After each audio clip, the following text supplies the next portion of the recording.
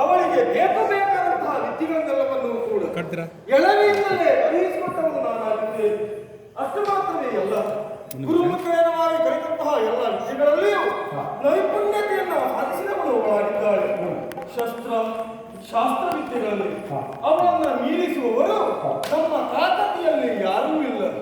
ಅಷ್ಟು ಮಾತ್ರವೇ ಅಲ್ಲ, ಗಂಡು ಮಕ್ಕಳು ಮಾಡುವಂತಹ ಸವಾರಿಯಲ್ಲಿಯೂ ಕೂಡ ನೈಪುಣ್ಯತೆಯನ್ನು ಸಾಧಿಸಿದವಳು ನನ್ನವಳಾಗಿರುವಂತಹ ಚಂದಮ್ಮಳಾಗಿದ್ದಾಳೆ. ಅವಳ ದಿನಚರಿಗಳನ್ನು, ಅವಳ ಆಟೋಟಗಳನ್ನು ನೋಡುವಂತಹ ಸಂದರ್ಭದಲ್ಲಿ ಮನಸ್ಸಿಗೆ ಬಹಳಷ್ಟು ಸಂತೋಷವೇ ಆಗುತ್ತಾಗಿ ಎಂದಿನಂತೆ ಓದನವನ್ನು ಕೊಟ್ಟಿದ್ದೇನೆ. ವಿಶೇಷ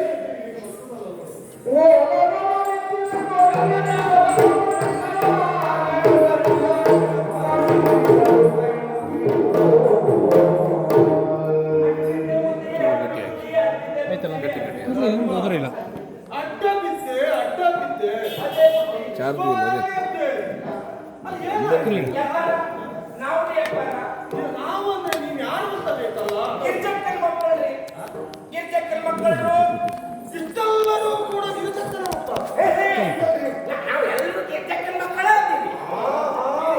ಗಿರಿಜನ ಮಕ್ಕಳು ನೀವಾಗಿದ್ದೀರಿ.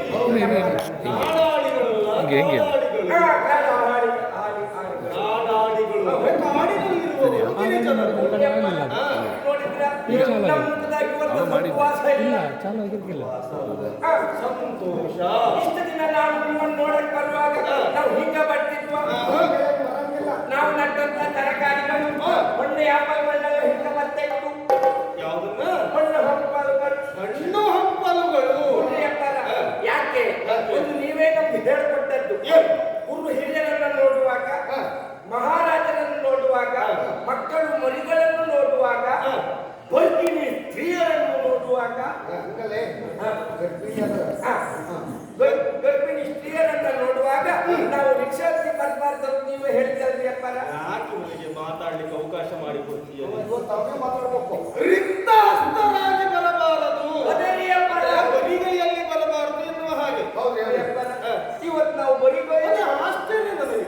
ಇಷ್ಟೆಲ್ಲ ಜನರು ಬಂದಿದ್ದೀರಿ. ಹಿಂದೆ ಬರುವಾಗ ಬಹಳ ಸಂತೋಷದಿಂದ ಕುಣಿದಾಡಿಕೊಂಡು ಬರುವವರು ನೀವು. ನಿಮ್ಮಲ್ಲಿ ಬೆಳೆದಂತ ಎಲ್ಲವನ್ನು ತಂದು ಕೊಡುವವರು ನೀವು. ಆದ್ರೆ ಇಂದು ಹಾಗಲ್ಲ. ಮೋರಿಯನ್ನು ಮಾಡಿದ್ರೆ ಮೋರಿಯಲ್ಲಿ ಸುಖ ಇಲ್ಲ. ನಾವು ಬೆಳೆದಿದ್ದೆಲ್ಲ ಮೋಯ ಮೋಯ ಆಯ್ತು. ಎಲ್ಲ ಮೋಯ ಮೋಯ, ಎಲ್ಲವೂ ಮಾಯವಾಯಿತು.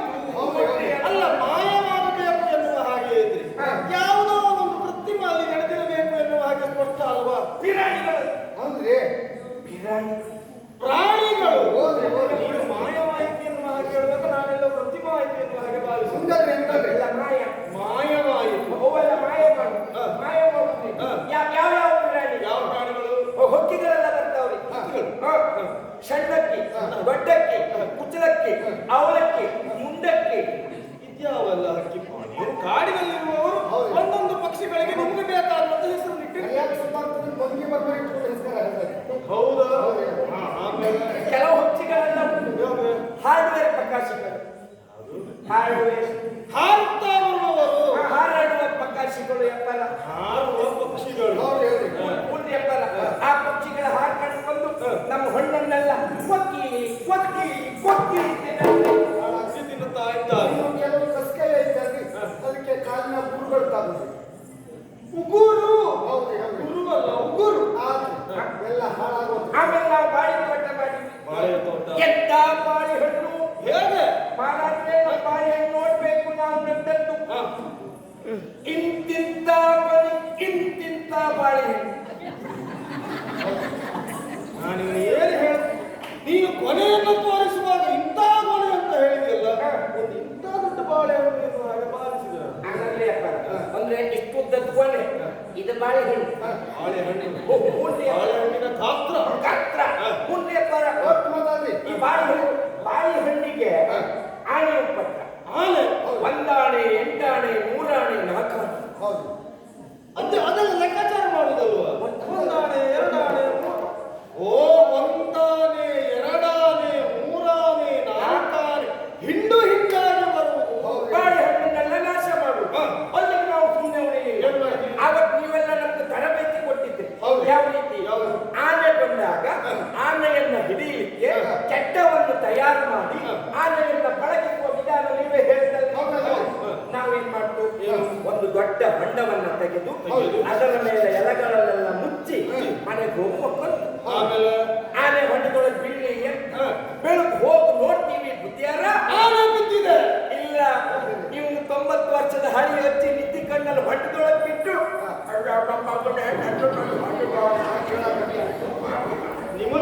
ನಿಮ್ಮ ಕೆಟ್ಟದೊಳಗೆ ಇವನಜ್ಜಿ ಒಂದು ಜಾತ್ರೆ ಮುಗಿಸುವಂತ ಪರಿಸ್ಥಿತಿ ಬಂದ. ಆಮೇಲೆ ಮತ್ತು ಒಂದು ಪ್ರಾಣಿ, ಹೊಸ ಪ್ರಾಣಿ ಉಪದ್ರ ಹೆಪ್ಪುಲಿ. ಹೆಪ್ಪುಲಿ ಹೆಪ್ಪುಲಿ ಹೆಪ್ಪುಲಿ ಅಪ್ಪರ ಹುಲಿ ಬಂತು ಅಂತ ನಾವು ಸುಮ್ಮನೆ ಉಳಿಲಿಲ್ಲ. ಸಿಟ್ಟು ಬಂತು, ಹುಲಿ ಬಂತ. ನಮ್ಮವರೆಲ್ಲ ಹೇಳಿದ್ರು, ಮಗನ ಹುಲಿ ಹೊಡೆಯಲಿಕ್ಕೆ ಸರಿಯಾದ ವ್ಯಕ್ತಿ ಅಂತ ಹೇಳಿದ್ರು, ಅದು ನೀನೇ ಹೋಗಿ ಹುಲಿ ಹೊಡೆದು ಬಾ ಅಂತ ಹೇಳಿದ್ರು. ಹುಲಿ ಹೊಡೆದ್ರು. ಅಮಾವಾಸ್ಯೆಯ ದಿವಸ ರಾತ್ರಿಯ ಹೊತ್ತು ಒಪ್ಪಂಡಿಗನಾಗಿ ನಾ ಮಧ್ಯ ಕಾಡನ್ನು ಪ್ರವೇಶ ಮಾಡಿದ ಬುದ್ಧಿಯಾರ. ಮಧ್ಯರಾತ್ರಿ ಹೌದ್ರಪ್ಪರ. ಆ ರಾತ್ರಿಯ ಹೊತ್ತು ನಾಯಿ, ಆ ಕಾಡಲ್ಲಿ ನಾಯಿ ಮರಿಗಳೆಲ್ಲ ಕೂಗ ಕಪ್ಪ್ಯಾವ.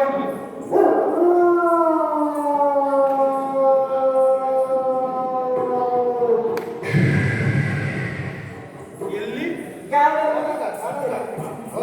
ಮುಂದೆ ಹೋಗಕತ್ತೀನಿ.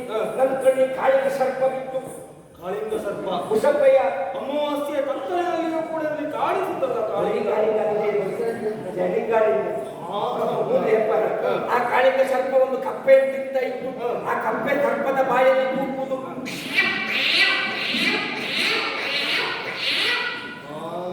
ಮತ್ತೆ ಮುಂದೆ ಹೋಗುವಾಗ ಮರದಲ್ಲಿ ಕೋಗಿಲೆ, ಕಾಡು ಕೋಗಿಲೆ ಅದು ಕೂಗ್ತಾ ಇತ್ತು.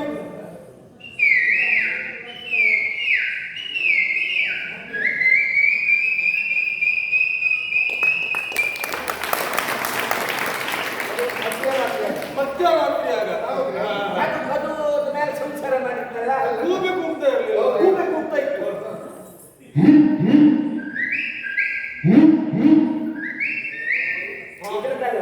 ಅದು ಕೂಗೆ ಹಾಗೆ ಕೂಗುವುದು. ಎಲ್ಲವೂ ಸ್ಪಷ್ಟವಾಗಿ ಮಾಡ್ಲಿಕ್ಕೆ ಆಗುದಿಲ್ಲ. ಕೂಗೆ ಎಲ್ಲ ಕೂಗ್ತಾ ಇತ್ತ.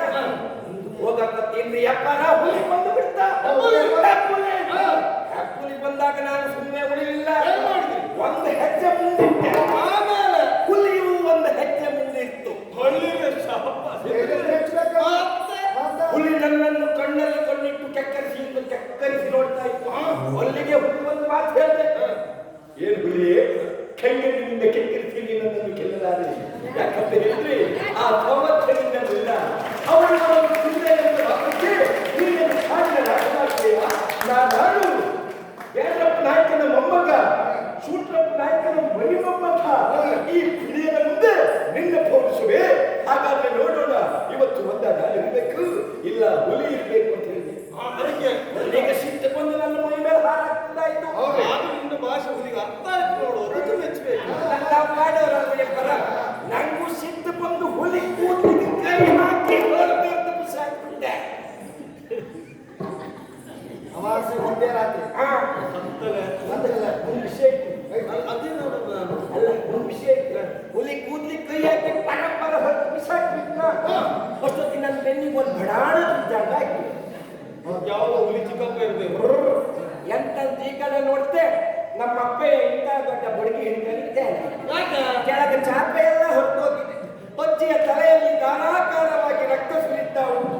ನಾನಿದ್ರೆ ಕಣ್ಣಲ್ಲಿ ಹುಲಿ ಕೂದಲಂತ ಪಕ್ಕದಲ್ಲಿ ಮಲ್ಕೊಂಡಿದ್ದ ನನ್ನ ಅಜ್ಜಿ ತಲೆ ಕೂದಲೆಲ್ಲ ಹೊರಟೋಗಿ ಬಿಸಾಕಿದ್ದು. ನಾನು ಆವಾಗಲೇ ಆಲೋಚನೆ ಮಾಡಿದ್ದೀನಿ, ಅಷ್ಟೊಂದು ಹುಲಿ ಹತ್ರ ಹೇಳುವಾಗ ನಿಂತು ಕೇಳತಿತ್ತಲ್ಲ, ಅದು ವಿಷಯ. ಹಾಗೆ ನಮ್ಮಂತ್ರತ್ವ ಹುಲಿ ಜಾಸ್ತಿ ಆಡಕ್ಕಾಗಿಲ್ಲ.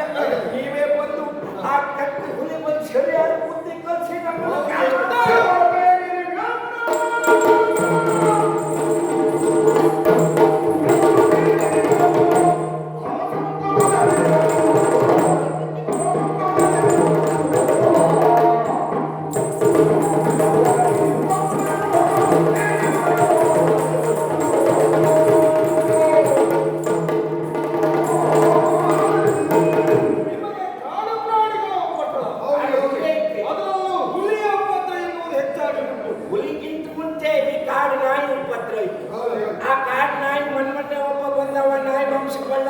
ತಂದು ಅಷ್ಟು ಕೊಡ್ತೇವೆ ಹೋಗಿ ಮಾರಾಟ ಮಾಡಕ್ಕೆ.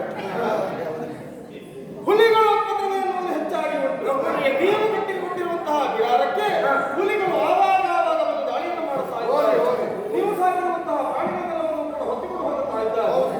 ಆಲೋಚನೆ ಮಾಡುವಂತಹ ಅಗತ್ಯವೇ ಇಲ್ಲ. ನಾವು ಅಲ್ಲಿಯವರೆಗಾಗಿ ಬರ್ತೇವೆ. ನಾವು ಮಾತ್ರವೇ ಅಲ್ಲ, ನಮ್ಮವರೆಲ್ಲರನ್ನೂ ಕೂಡಿಕೊಂಡು ಬರ್ತೇವೆ. ಶಬರ ಪಡೆಯವರು ನೀವು ಮುಖ್ಯವಾಗಿ ಬೇಕು. ಶಬರ ಪಡೆ ಕಾಡಾಡಿಗಳು ನೀವು ಮುಖ್ಯವಾಗಿ ಬೇಕು. ಯಾಕೆ ಗೊತ್ತಾ? ಯಾವ ಪ್ರಾಣಿಗಳು ಎಲ್ಲೆಲ್ಲಿ ಹೇಗೆ ಹೇಗೆ ಯಾವ ರೀತಿಯಲ್ಲಿ ಸಾಗುತ್ತದೆ ಎನ್ನುವುದನ್ನ ತೋರಿಸಿಕೊಡುವುದಕ್ಕೆ ಮುಖ್ಯವಾಗಿ ನೀವು ಬೇಕಾಗುತ್ತೆ. ಆದ್ದರಿಂದ ಆದಷ್ಟು ಬೇಗ ಹೋಗಿ ಸಿದ್ಧತೆ ಮಾಡಿ.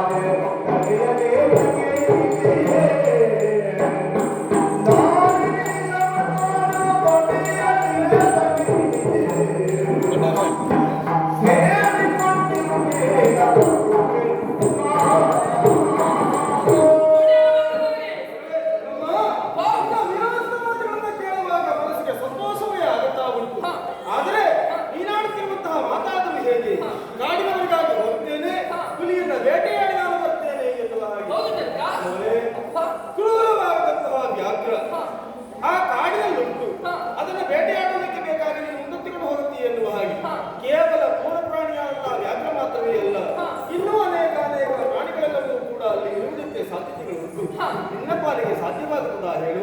ಯಾಕೆ ಹಾರಿಣೀಶರು ಮಾಡುವಂತಹ ಕಾರ್ಯವನ್ನ ಹೆಣ್ಣಾದಂತಹ ನೀನು ಮಾಡ್ತೇನೆ ಎನ್ನುವ ಹಾಗೆ ಆಡ್ತಾ ಇದ್ದೀಯಲ್ಲ?